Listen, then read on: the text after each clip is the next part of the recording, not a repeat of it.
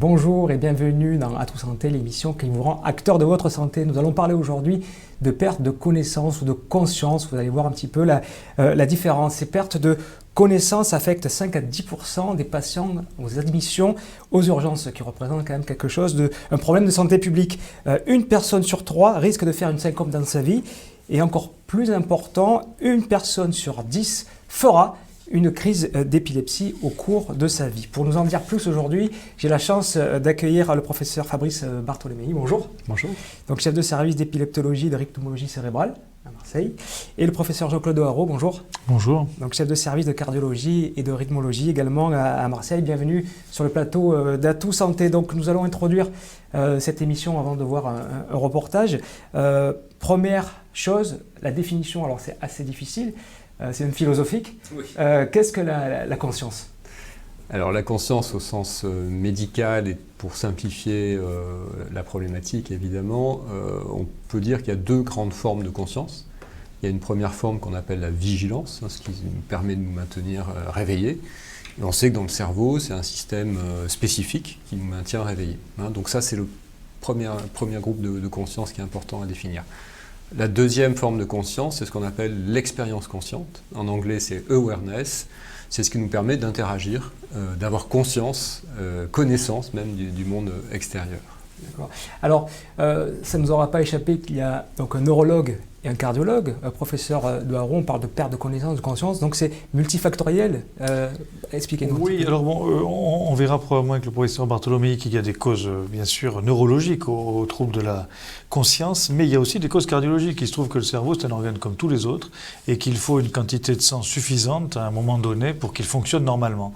Et les syncopes sont des formes de perte de conscience au cours desquelles la baisse du débit sanguin dans le cerveau entraîne cette baisse de la conscience, cette perte de conscience. Et je crois que c'est un des objectifs de cette émission, c'est de faire prendre conscience aux gens qu'il y a des causes multiples et surtout d'aller guider les gens, savoir est-ce qu'il faut aller voir un neurologue, on en parlera tout à l'heure, un cardiologue, et essayer de comprendre un petit peu ce qui se passe. Donc avant d'entamer le débat, je vous propose de voir un reportage que nous avons réalisé. Nous sommes allés à la rencontre d'une neurologue en milieu hospitalier qui va nous parler de la prise en charge aux urgences des pertes de conscience inexpliquées. C'est un reportage réalisé et signé par Patrick Loez et Laurence Ferry avec une interview du professeur Agnès Trébuchon qui nous parle de ces patients qui présentent des pertes de conscience inexpliquées.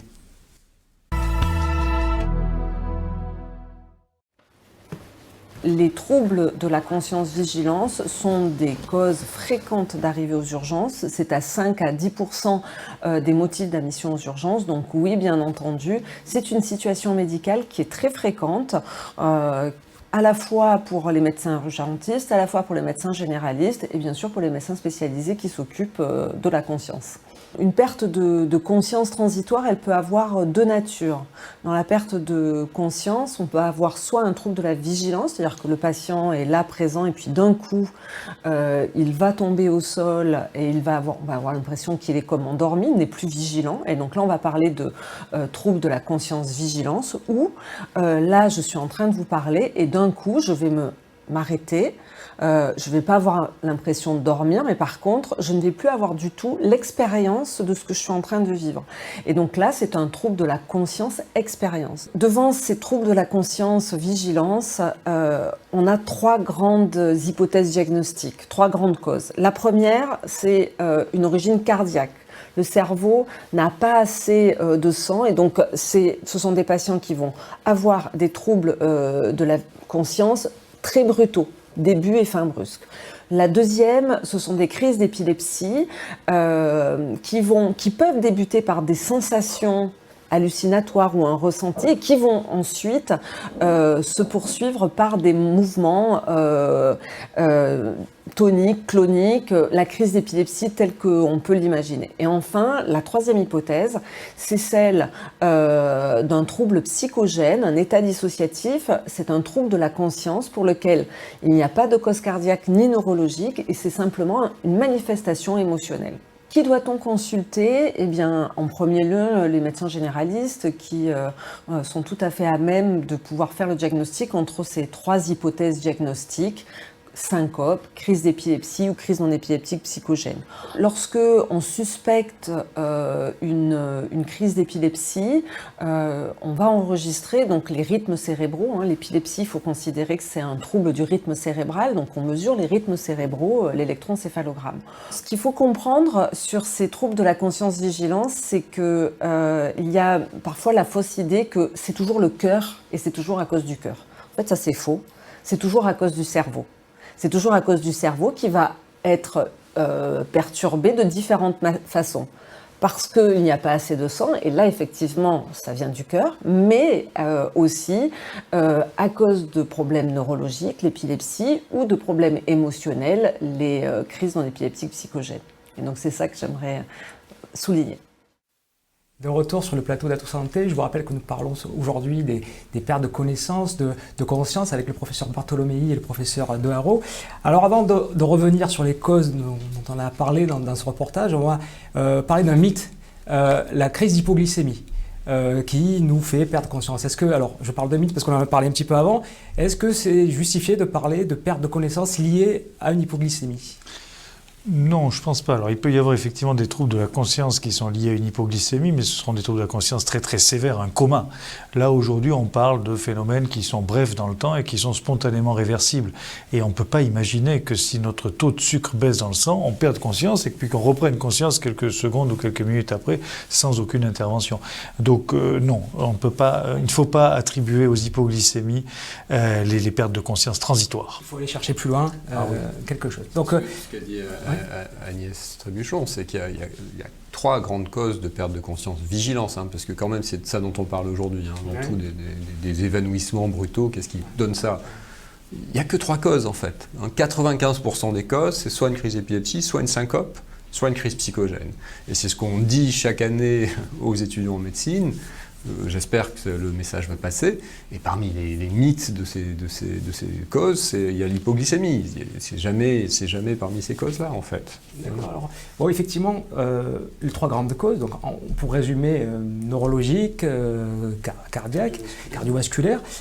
Si on rentre un peu plus dans le détail, en commençant par exemple par le cardiovasculaire, à l'intérieur de ce groupe cardiovasculaire, quelles sont les pathologies cardiaques qui peuvent donner une perte de connaissance ? Écoutez, c'est très simple. Alors d'abord, le plus général, le cas le plus fréquent, c'est un réflexe anormal, ce qu'on appelle la syncope vagale, par exemple, ou un équivalent de syncope vagale. C'est notre système nerveux autonome qui a mal compris, qui a mal évalué une situation et qui va réagir de façon disproportionnée et dilater les vaisseaux, ralentir le cœur. Ça, c'est le cas le plus fréquent. Après, il y a des maladies cardiaques qui font un obstacle vraiment à l'éjection du cœur. Ce sont des situations qui sont finalement assez rares, mais qui sont très graves et qui justifient bien sûr qu'on les élimine chaque fois qu'on a un patient qui a des troubles de conscience. Et puis, il y a de la pathologie vasculaire au sens large du terme, c'est-à-dire des vaisseaux qui ne sont plus capables d'avoir un tonus suffisant pour maintenir une pression artérielle, en l'occurrence une pression cérébrale suffisante. Donc, les réflexes, le cœur, les vaisseaux. Voilà les 3 choses qui peuvent sur le plan cardiovasculaire. Alors très bien, alors, on verra tout à l'heure qu'il peut y avoir une intrication entre les deux. On va passer au côté neurologique de la chose. Donc quel est le mécanisme en fait de ces crises d'épilepsie qui peuvent entraîner des absences ou des pertes de connaissance, de conscience ? Alors, comme l'a dit le professeur Trébuchon, une crise d'épilepsie, ça traduit toujours une modification transitoire des rythmes électriques cérébraux dans une région plus ou moins vaste du cerveau. On peut avoir des épilepsies très focalisées, d'autres plus importantes. Donc le fait que le cerveau modifie son rythme électrique dans une de ces régions va créer des symptômes. Alors, dans certains cas, le symptôme va être une perte de contact. Le sujet reste bien réveillé, mais il est incapable d'interagir avec l'entourage. C'est ce qu'on appelle souvent les absences, ou on appelle ça les crises partielles complexes quand c'est focal, peu importe, mais c'est ça le phénomène essentiel. Deuxième type de conscience qui peut être altérée dans les crises, c'est la vigilance. Le patient peut s'évanouir, avoir une crise convulsive, ça c'est le cas le plus fréquent. Dans certains cas, c'est beaucoup plus rare. Sous l'effet de la crise d'épilepsie, le cœur se ralentit, voire s'arrête, et on a une syncope qui finit la crise. Donc il y a un petit peu ces 3 grands mécanismes qu'on peut voir dans les crises d'épilepsie. Alors, bon, vous, effectivement, vous êtes des spécialistes. Est-ce que pour nos téléspectateurs, quels sont les signes qui peuvent nous permettre de différencier une crise d'origine plutôt cardiovasculaire d'une crise neurologique, ou finalement, ça se ressemble beaucoup? Alors, on peut déjà dire que tout ce qui est altération de la conscience, expérience, du contact transitoire, ça c'est toujours neurologique. Je pense qu'on peut dire ça avec 100% de certitude. Le problème du diagnostic différentiel se pose sur les pertes de conscience vigilance, c'est-à-dire le sujet qui tombe et qui perd sa vigilance, ce qu'on appelle la perte de connaissance au sens plus classique du terme. Il faut toujours rechercher des signes prémonitoires qui débutent ce phénomène. Par exemple, des signes sont très évocateurs d'une épilepsie. Si le patient a une hallucination sensorielle bien déterminée, une hallucination auditive, s'il a une sensation de déjà vu, déjà vécu, une hallucination de goût, d'altération des odeurs, ça se recherche à l'interrogatoire. Si ça précède le phénomène perte de conscience, ça va être très évocateur d'une crise d'épilepsie. Sachant qu'il y a aussi des symptômes moins spécifiques. Une sensation de malaise, ça peut se voir dans une crise d'épilepsie. Après, il y a des signes objectifs. Une grande crise convulsive, évidemment, ça va être beaucoup plus évocateur d'une crise d'épilepsie. Sachant que quand même, dans les syncopes, il peut y avoir quelques petites secousses musculaires, ce qu'on appelait avant les syncopes convulsivantes. Ce sont des phénomènes musculaires brefs avant la reprise de conscience, qui est souvent plus courte dans les syncopes. Et là, je vais laisser Jean-Claude peut-être rebondir sur le diagnostic des syncopes. Alors, on va parler des syncopes. Moi, il y avait une question, parce que j'avoue ne pas avoir très bien compris la crise psychogène. Alors, c'est une des grandes causes de crises qui ressemblent à des crises convulsives. Je pense que là, le phénomène le plus fréquent dans les crises psychogènes, c'est un patient qui va s'évanouir et va avoir des mouvements convulsifs. Quand nous, les spécialistes, on les voit en vidéo, en général, on fait le diagnostic. Le problème, c'est le témoignage de l'entourage qui va utiliser des termes assez proches de ce qui est décrit dans les crises d'épilepsie. Et parfois, ça mime aussi des syncopes. On a des pseudo-syncopes psychogènes qui posent des problèmes de diagnostic différentiel. Donc là, il faut faire des investigations pour faire et aussi un suivi psychologique et psychiatrique spécialisé. C'est ce qu'on appelait avant la spasmophilie, par exemple? Alors, voilà, je pense que ce qu'on appelait la spasmophilie, qu'on appelle toujours dans le langage populaire, c'est courant, ça fait partie de ça. Voilà, la spasmophilie, les gens s'évanouissent, ont des mouvements normaux. Alors, moi, ce que je vous invite à faire, nous allons vous poser des questions. On va voir que les diagnostics sont finalement très intriqués. Et puis, la seconde partie de notre émission va tendre à comprendre un petit peu le cheminement du patient, de sa syncope, vers qui le diriger, et puis surtout les différentes explorations que vous êtes amené à faire. Néanmoins, à cela, nous allons vous proposer un autre reportage. Nous avons suivi Johanna, qui est une patiente atteinte d'épilepsie partielle, qui va nous expliquer cette maladie qu'on croit souvent connaître, mais qui peut se manifester sous différentes formes. C'est un reportage qui a été réalisé par Patrick Cloze et Laurence Ferry. Nous écoutons Johanna.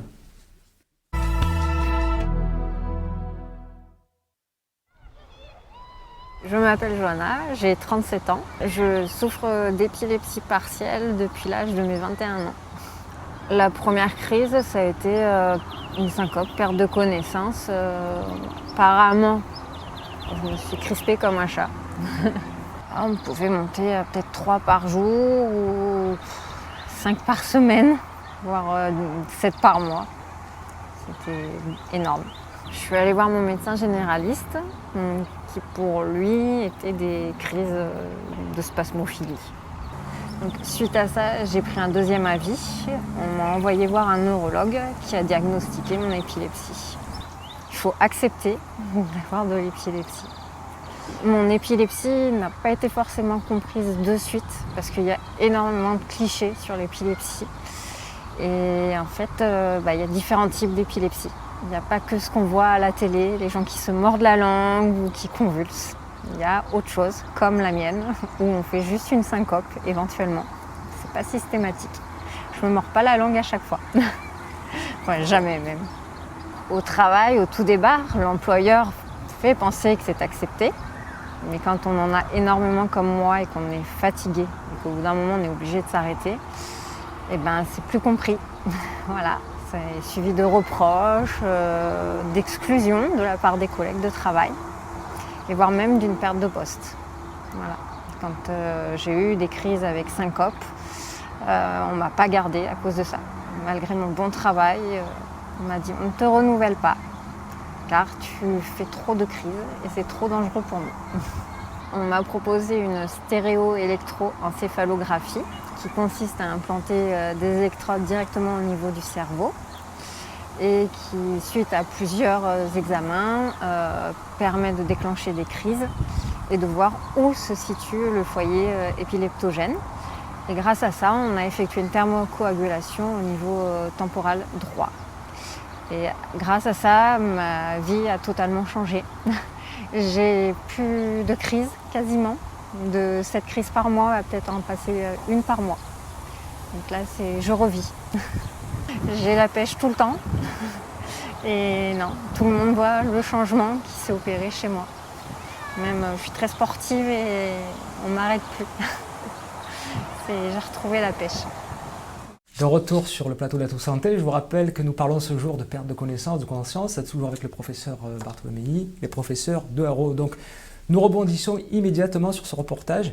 Vous me disiez qu'il y a quelque chose d'assez rare, mais qui finalement justifie votre présence à tous les deux aujourd'hui, c'est l'intrication entre des causes neurologiques et vasculaires. Pouvez-vous nous expliquer un petit peu ? Oui, alors ça c'est très intéressant, ça justifie effectivement notre présence ensemble. Il y a des cas un peu particuliers, et c'est le cas de cette dame, où une crise d'épilepsie, donc un phénomène qui initialement est un phénomène électrique cérébral, va déboucher sur disons-le simplement, sur un réflexe anormal qui va faire baisser le débit cardiaque et qui va donc entraîner une syncope.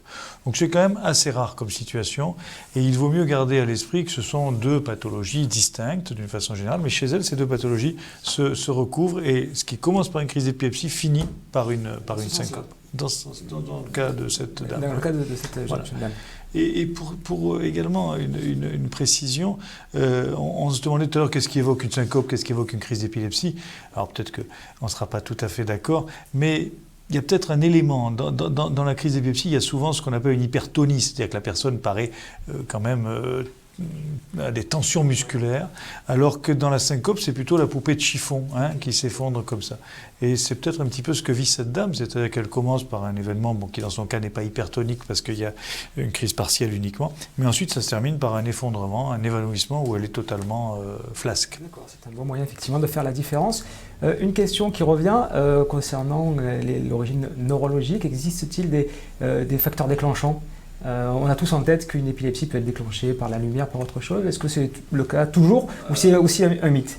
Alors c'est pas un mythe, il y a des épilepsies qu'on appelle réflexes. Elles peuvent être déclenchées notamment par les lumières intermittentes, un peu fortes, etc. Mais c'est assez rare en fait. Les facteurs déclenchants les plus fréquents des crises d'épilepsie, ce sont les émotions. C'est le stress émotionnel, c'est vraiment 50% de nos patients rapportent ce facteur déclenchant.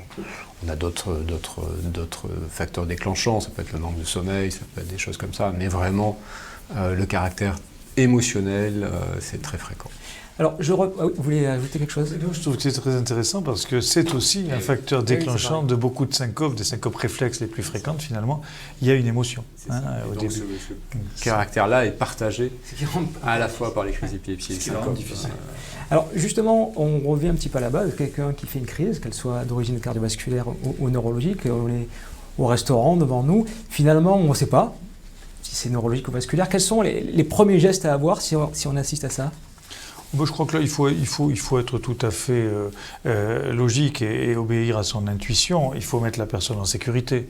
En général, elle est assise ou elle est debout. Une syncope, c'est le plus souvent. Évidemment, il faut immédiatement allonger la personne.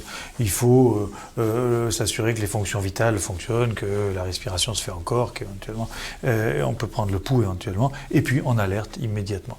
Il y a quelque chose qui est important à retenir, c'est que bien souvent, un premier réflexe, après une syncope, la personne reprend conscience et on a envie de l'aider à se remettre debout pour finalement lui prouver qu'elle est capable de reprendre. Mais non, c'est ce qu'il faut surtout pas faire parce que la tension artérielle est toujours extrêmement basse à cette période-là et on assistera souvent à une deuxième, une troisième.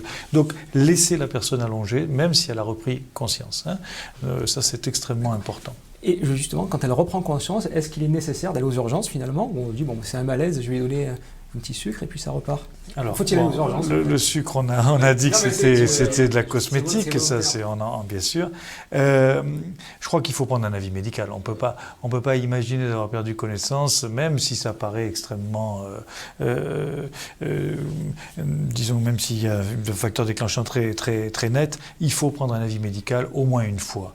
Pas forcément aux urgences, mais un avis médical. Alors voilà, justement, on va parler maintenant du cheminement du patient. Donc, on a une perte de connaissance, on se rétablit, donc on ne va pas forcément aux urgences. Finalement, quel est le cheminement? Après, j'imagine, la première étape, c'est d'aller voir son médecin généraliste. Oui, je pense que la logique veut que le patient aille voir son médecin généraliste, qui va faire un premier point avec le patient. Et s'il y a des signes à l'évidence évocateurs d'épilepsie, là, il faut l'orienter vers un neurologue.